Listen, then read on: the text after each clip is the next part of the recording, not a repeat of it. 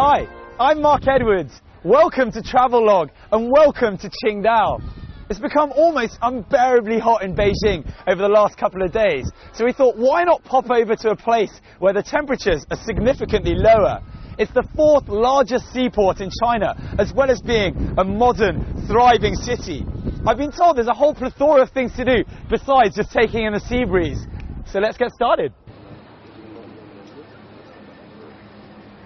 Qingdao's International Marina and Olympic Sailing Centre is located on the site of the former Beihai Dockyard on Fushan Bay, adjoining the May 4th Square. With an urban population of over 3 million people, you'll find that around these parts it never feels crowded. And there's no quieter place than the waters of the vast Yellow Sea. With a climate that's almost perfect for sailing, it comes as no surprise to find that the sport in Qingdao is really on the up.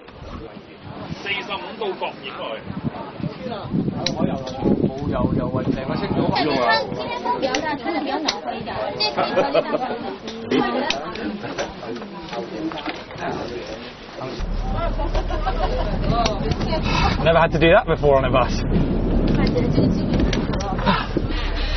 This area has been completely revamped, making it a pristine and fun luxury port and entertainment venue. Considering all the water around here, it's no surprise that the authorities are playing up its many uses, whether it be for speedboating, yachting, sailing, or even water busing. I'm sure that's not something you hear of every day. It's an experience you can dive right into.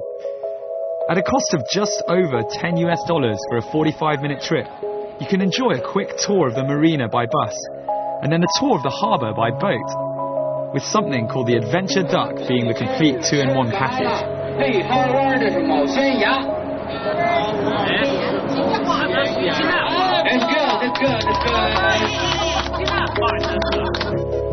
One of the things that really jumps out at you as you sit aboard your duck bus boat is the way this former Olympic venue is still very much alive.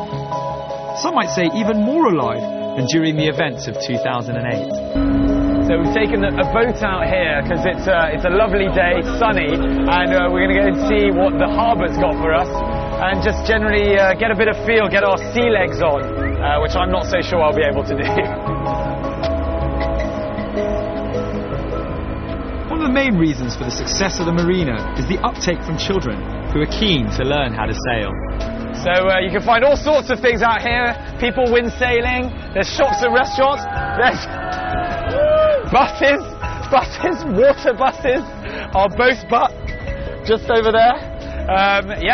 Plenty of things to do out on the sea here in Qingdao. You'll see kids of all ages getting their boats ready on a Saturday morning, hyperactive and eager to get out on the water. We managed to spot children as young as 5 and 6, looking far more professional as sailors than we could ever hope to be. Don't be surprised if Qingdao produces a string of Olympic medalists in the not too distant future. Qingdao has another more peaceful side, besides being a prime holiday destination and weekend getaway. Some cities in the world are totally geared towards the huge source of income that is tourism, but there are people in these parts who just seem to get on with their lives. Stroll around Shebei and you'll see what I mean. Now, the further away you get from the sea, the more you'll be able to take in the everyday lifestyle of the local people. And we're here in Shebei, in the northern part of Qingdao, and immersing myself in a bit of the local traditional culture. Now that said, if you do miss the sea, don't you worry. They've built they've turned what used to be just a mud pile canal into an irrigation system with using seawater. So we get the sea breeze, and I'm going to take some of that in now. Work up an appetite whilst you're out strolling, and you'll be rewarded handsomely. Now, you don't have to have visited the country to know that the Chinese love to eat. Then again, who doesn't? But to Chinese, food is life, health, and good fortune. They live to eat, and China's cuisine is as varied as its geography and people. So I'm by the lighthouse of this rather astutely constructed concrete harbour. We've got boats, we've got masts, we've got one of these weights here, and on top of that, each of these boats is actually a restaurant in its own deed. So you can have yourself some Sichuan food, some local Qingdao food, all in different places. Now, the pièce de résistance, or the icing on top, is the fact that someone lazy like myself can be having some good bit of Sichuan hot pot. Say I feel like a bit of roast meat from a different restaurant, the pulley system behind will have it delivered straight to me.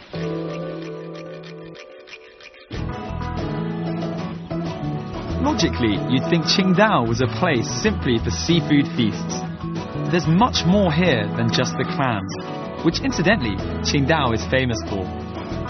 Known as the cradle of Shandong cuisine, the area around Qingdao is rich in sea cucumbers, squid, prawns, shellfish, as well as numerous fish species. And every spring and autumn, the Jiaozhou Bay area is rich in local shrimp.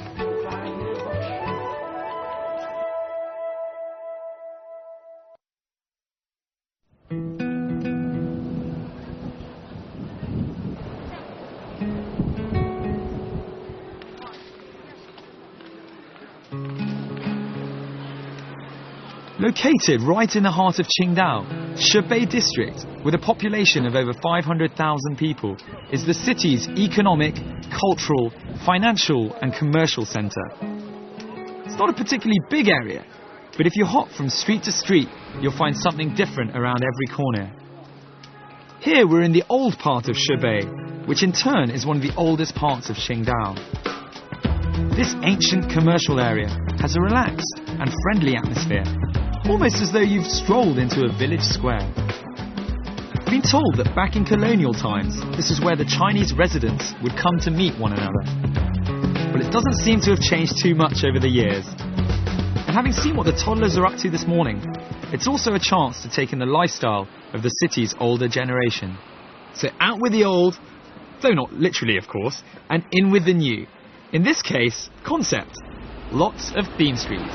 So when you're strolling around the theme streets in Qingdao, you'll find that they're very closely packed together, which is a good thing, because you get to have the smells emanating from the beer factory, the smell of the hops just drifting over as you walk around. I'm heading into the cultural street, which I've been told I can pick up some trinkets and some sort of cultural relics as well. Now, if you're slightly worried about being ripped off, don't be. Qingdao men are renowned for being straight talking, so if it's fake, they'll tell you so, and you'll get an appropriate deal.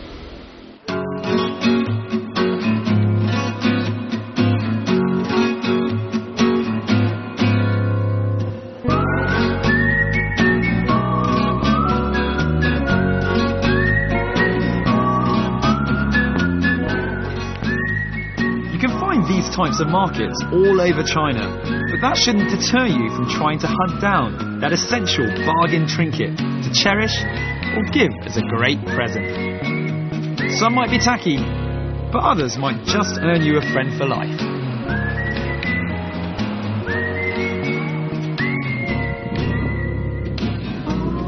Right, enough shopping, it's time for a beer. And in Qingdao, it's undoubtedly the easiest commodity to get your hands on. Besides drinking it, you might want to dive deep into the world of beer. And in that case, the Qingdao Beer Museum and Factory is the place for you. First brewed in 1903 by the beer-loving Germans, Qingdao beer has received tremendous national and international acclaim, thanks to its refreshing taste that owes a lot to the crisp Laoshan spring water. The tour is split into 3 parts, and your first stop will be taking in the history and what brought this beer to such prominence. You'll see a room with every single design of Qingdao beer bottles over the last 100 years. Then you'll move on to a full-scale walk-through tour of the ancient beer-making techniques. Run your hands through the different types of hops used to make beer, and then see how many of the world's beers you can spot in their massive display.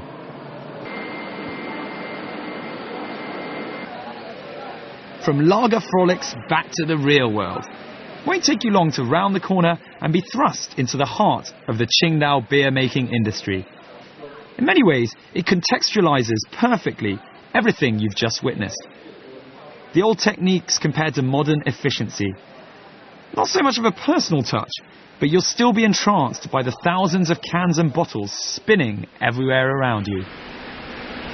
Now, whether you're completely, totally teetotal, a raging alcoholic, or have absolutely no opinion whatsoever on the nectar, Qingdao Beer Factory simply has to be visited. It's got something for everybody. We've got how beer was made 100 years ago, all the way through to how beer's made right now. You can even have your own picture stuck on a beer bottle. And there's a room that simulates being drunk.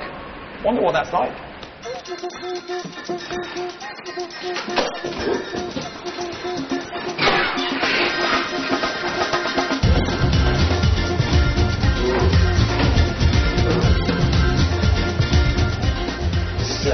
Just to let you know, I really have not drunk a single drop of beer, totally professional, and it's just a room that simulates being drunk, and it really works. Not that I know, of course, but definitely feel a bit funny. Alright, that's enough for me.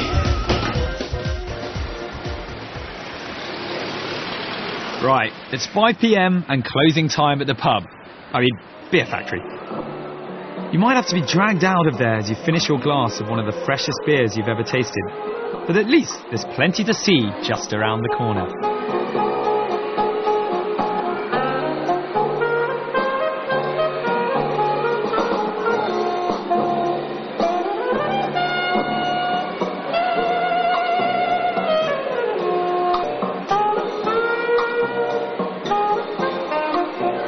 Tianmu Cultural Street is a surreal experience, to say the least, but one which every single city planning council should envisage having.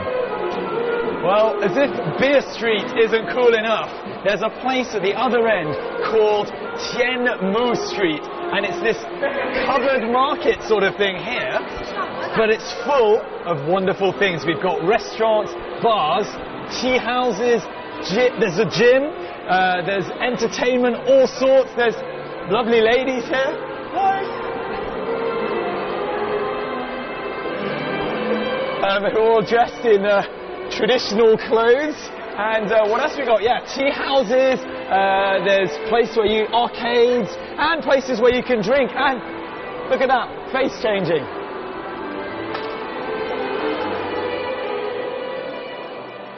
Formerly 2 disused factories with a roof added over the top. It's a food, drink, musical, entertainment and visual extravaganza. Open 24 hours a day, 7 days a week. There are hired performers everywhere, and clearly a lot of thought has been put into creating a relaxing atmosphere that appeals to people of all ages, and from all ages. Creativity was a key aspect of Tianmu, and this little pocket of arty innovation even has a foreign bookstore to offer.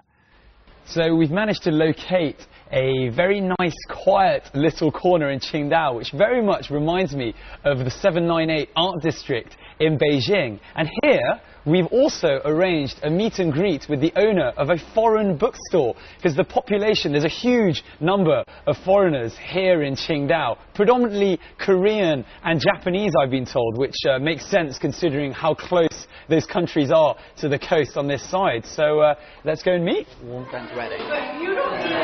For the next 2-3 years, and then depending on how business is going and how, also depending on what we found at school. Who's this little guy? This is Liam, my son. Is Liam going to be speaking Chinese? Yes, definitely. Brilliant. how much it is. Rather surprisingly, this bookstore seems to be as popular with the Chinese as with the foreigners. Come down here if you're looking to buy a brand new bestseller, pick up a bargain second-hand book, or simply improve your English at the many workshops on offer. There's certainly an air of enthusiasm about the place.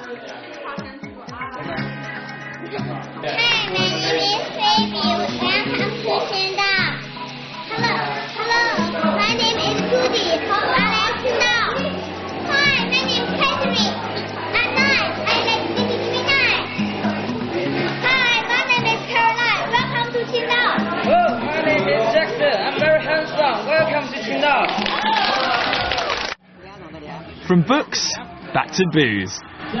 You'll realise when you get to Qingdao that this city lives for beer.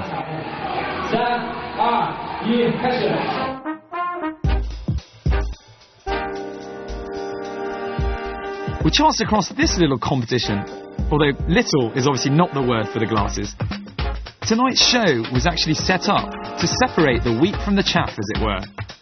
It's the qualifiers for the annual beer drinking competition that will take place at the Qingdao International Beer Festival in a few weeks' time. Just to give you an idea of what sort of competition you'll be up against, last year's winner managed to down 1 litre of beer in 9 seconds. It takes place between August and September every year and is filled with merry-making activities. Can't make the Oktoberfest in Munich? Fear not. There's an alternative on the east coast of Shandong.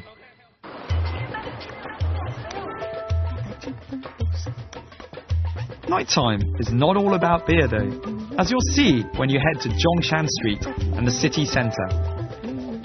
It's Qingdao's major shopping thoroughfare, with a wealth of national and international stores and restaurants for you to enjoy late into the night. This is where you'll also find the third demographic. Having seen the kids this morning, the elderly this afternoon, now it's on to the youths. In many ways, this is the area that reminds you that Qingdao is much more than just your average seaside holiday resort. The city centre is bustling, full of people and full of life. It's as cosmopolitan as any city you'll find in China, so you should wait for a second at the top of the escalator that leads onto the street to take in the view. You'll be amazed at the sea of people below you.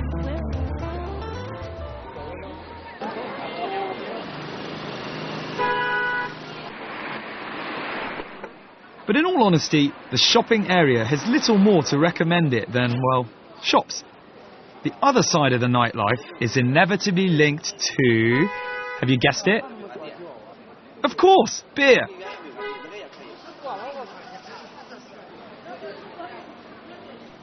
Head back down to Pijie, or Beer Street as it's actually known, and you'll be drawn to the neon lights like a moth to a flame. If you're lucky enough to come during the summer months, you'll appreciate the outdoor seating, which is available in every one of the restaurants on this street. However, the real star of the show is the beer. You've tried it unfiltered and fresh from the factory, but now you can appreciate it at your own leisure over some freshly caught seafood.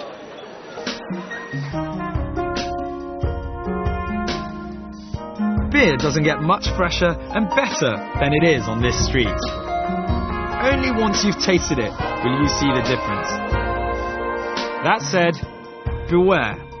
Once you've gone unfiltered, you may never go back.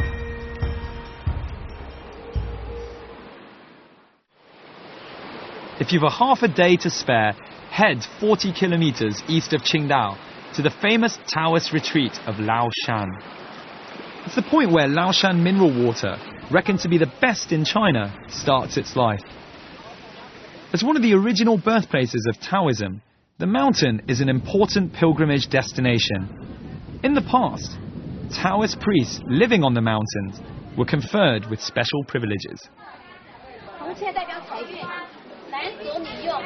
So I've arrived at the entrance of Tai Gong Temple and been reading up on some of the symbolism here. We've got a bat, which you should rub for good luck. Left hand if you're a man, and right hand, well, I won't do that. Right hand if you're a lady, and that's because the bat, the Chinese for bat is very similar to the Chinese for luck. Here we have the character for longevity, long life, together with some money, so those go very well together.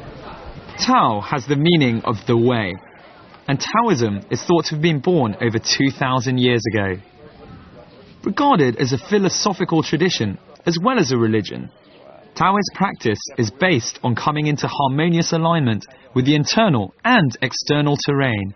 In other words, the human body and things such as the mountains, rivers and forests.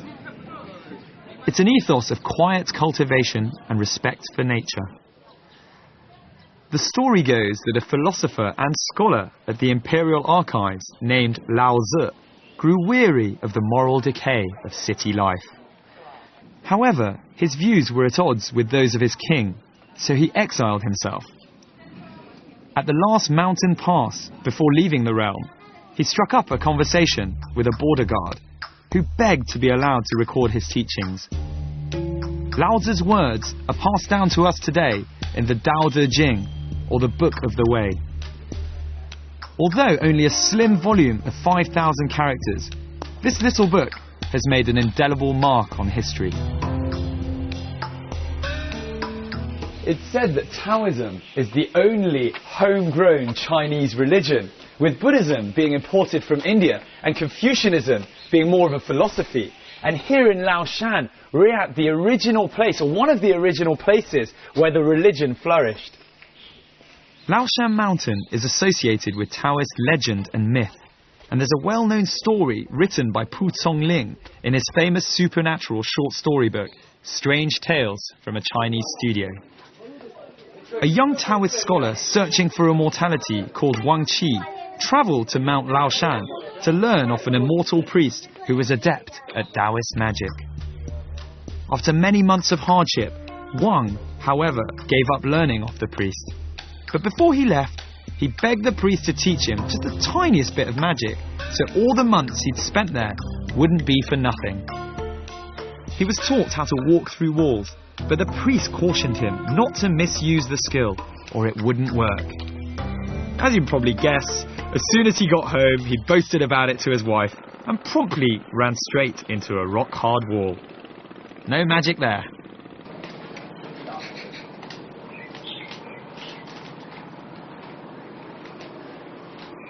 The setting for the palace is quite idyllic, and there are actually paths up to the summit of Laoshan.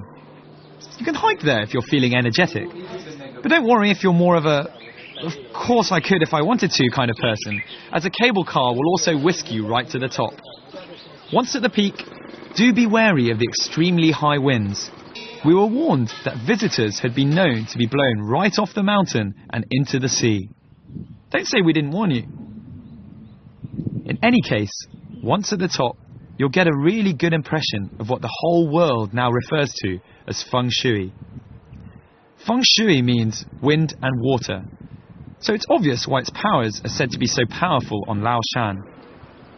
Feng shui has been used for thousands of years in China and the Far East as a method of determining the best or most appropriate locations for leading a harmonious life.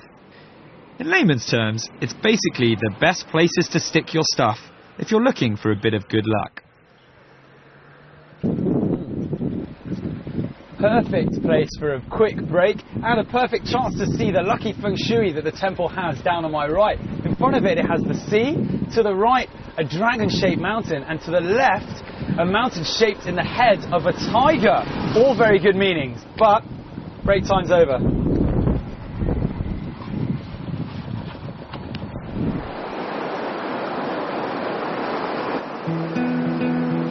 All in all, Laoshan is a must-see when you make it down to this part of Shandong. You've got the sea and the mountains all wrapped up in one. The best time to visit the mountain is probably from early June to September, when the average temperature would be around 20 to 28 centigrade, and there are fewer clouds to obstruct the incredible views.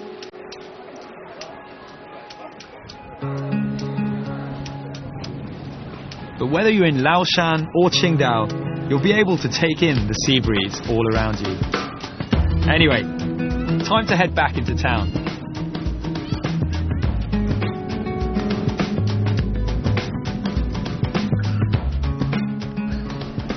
The bit I hate the most as the sun sets on Qingdao, and unfortunately our programme also for today. Now, as well as being a fantastic summer seaside holiday resort, there's a lot more to this place, both historically and culturally. And if anything else, they brew a top-notch beer. I'm Mark Edwards, and I'll catch you very soon on another episode of Travelogue.